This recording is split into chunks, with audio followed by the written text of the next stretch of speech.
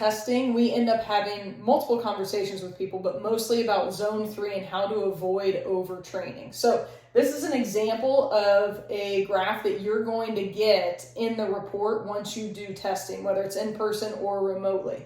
But what we're going to talk about here is deciphering between all those zones. And if you can train in zone 3 appropriately, if that zone is dialed in specific to you, how you can make more progress. But if it's not, how you can overtrain. We have here pace, wattage, heart rate, and it's increasing. Over here, we're going to have lactic acid.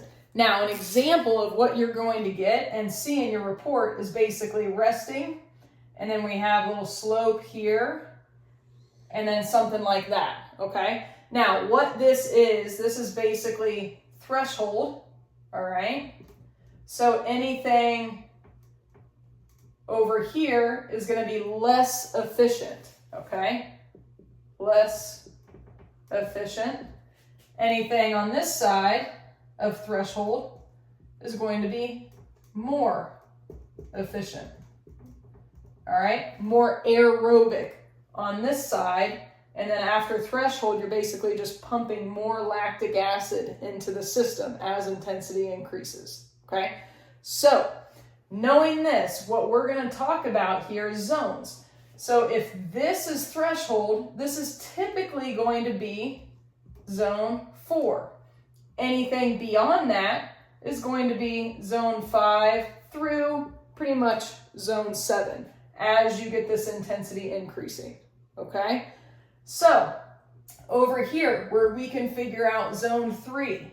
Zone 3 is basically where zone 2 ends all the way to where zone 4 or threshold is, okay? So zone 3 is kind of this sweet spot area, all right? Your zone 2 is going to be the most efficient area, and then your zone 1 is going to be recovery and much slower. So now that we've overlaid pretty much those core 4 to 5 zones, zone 1 being recovery, zone 2 being that aerobic, really efficient right in here, zone 3, that sweet spot training right before you hit threshold, and then you have threshold, which is zone 4, and then higher. So now you're just pushing lactic acid.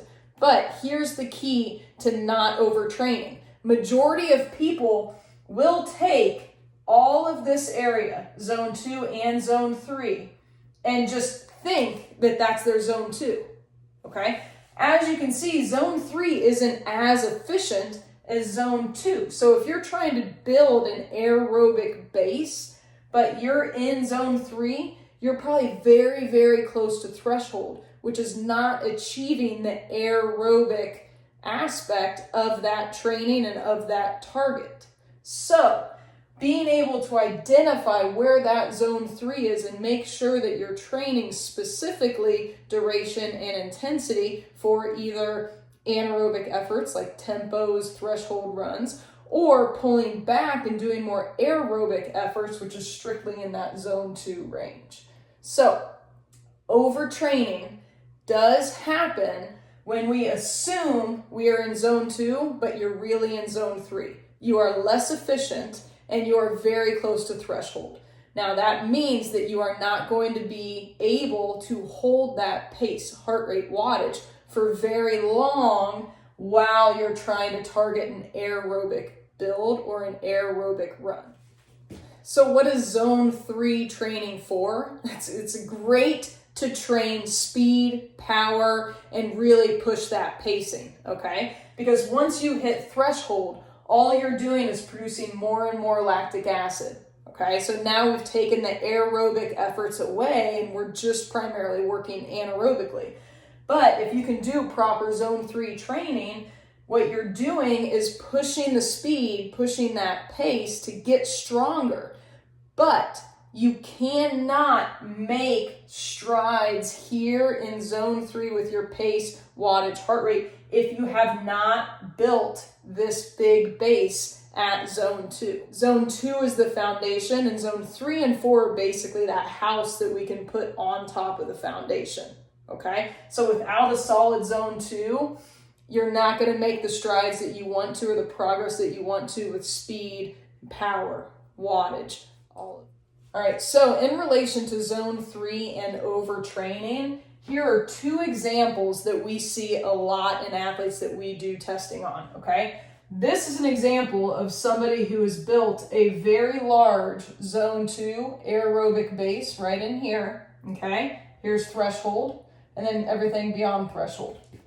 Here's somebody who doesn't have much room right there, okay? You see they're very limited on that zone 2 and on that aerobic base before they hit threshold and see that skyrocket, okay? So our big differences here are if we overlay those zones again, okay? So here would zone 1, this would be our zone 2, and then we have a very distinct zone 3 before threshold, okay? Zone 1, zone 2, here's our big zone 3, and then we have threshold. So we have a lot of room to work with here within our zones. Now let's take this individual. This individual is somebody who typically we've seen either overtrain because they haven't figured out what their training zones are, or they've just undertrained and aren't sure what to do, okay? Typically, it's the first. So what you can tell here is that there's not much distinguishing between this whole area. So they don't have much room to work with before they hit threshold. So typically what they've been doing is probably doing a lot of training in this area close to threshold, which is why we see such a small slope as opposed to a bigger slope before threshold, okay? So this individual, typically overtraining, probably assuming that they're in zone 2, but have really been training in zone 3, which is why there's not much of a base. This individual has been doing ideal training between each zone because they have a big base, big foundation, a lot of room here to work on speed and power before they hit threshold. And then now they've got a lot of room over here to work with after threshold, okay? So it's really, really important to make sure you identify what your training zones are exactly, because this individual is going to progress so much faster than this individual who all they have done is guess, okay? So what do we not recommend? Guessing at your training zones, because you are not going to make the strides and the progress as quickly as if you get them identified accurately. That's where we can help.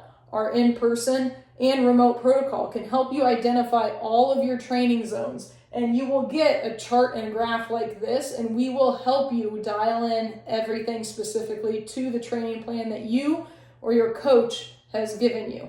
All right? Reach out if you have any questions.